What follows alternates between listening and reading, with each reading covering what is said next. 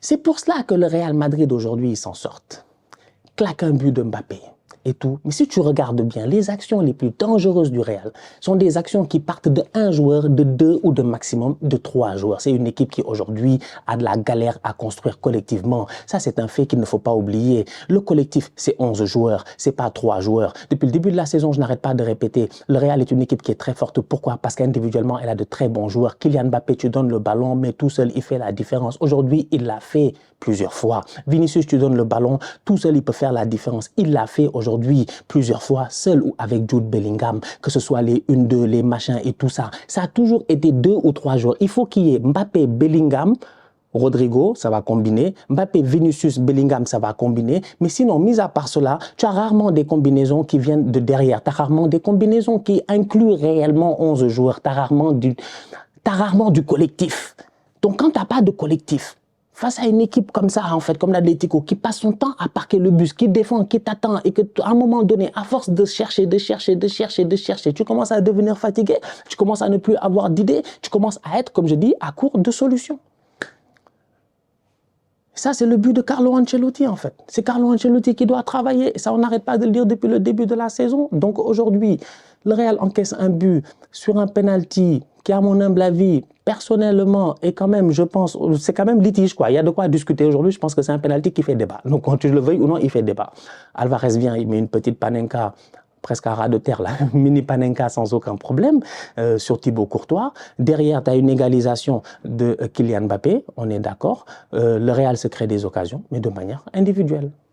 Encore une fois. Et c'est ça que moi, je trouve dommage, en fait. Donc, top performance, j'ai envie de dire, de la part de Jude Bellingham, surtout en deuxième mi-temps, il a été très bon dans le pressing, en fait, sur le terrain. Il a été excellent. C'est lui qui menait un peu ce pressing offensif-là. Bon match de la part de Kylian Mbappé, parce que face à une défense d'Atlético, où les gars, ils sont souvent 2, voire 3, c'est difficile de trouver des espaces. Les gars, ils t'attrapent et tout. C'est compliqué. Mais Kylian, plusieurs fois, je l'ai vu dézonner, venir toucher des ballons, essayer lui aussi de trouver des solutions. Mais encore une fois, je dis, je trouve que le Real peine à se trouver des solutions dans des matchs comme ça, de manière collective, en fait. Je peine à avoir une action qui part de derrière et puis tout cela. Donc, oui, c'est arrivé de temps en temps. Il n'y a pas de problème. Mais aujourd'hui, franchement, le match que je vois, c'est Bellingham et Vini, chez K2 sur un côté, ils peuvent faire le danger. Hop, Mbappé, il va venir. Et là, ils les ont tués. L'autre côté, la même chose. Fede Valverde va venir. Il va essayer de colmater. Dani Ceballos aussi, tu vois. Donc, il y a du travail à faire. Défensivement parlant, j'ai envie de saluer le boy Asensio. Il a été très bon pour son premier derby, je pense, il me semble, hein, en tout cas. Il a été excellent aujourd'hui. Il a été vraiment excellent. Excellent, plusieurs fois présent dès le début du match, dès la première action.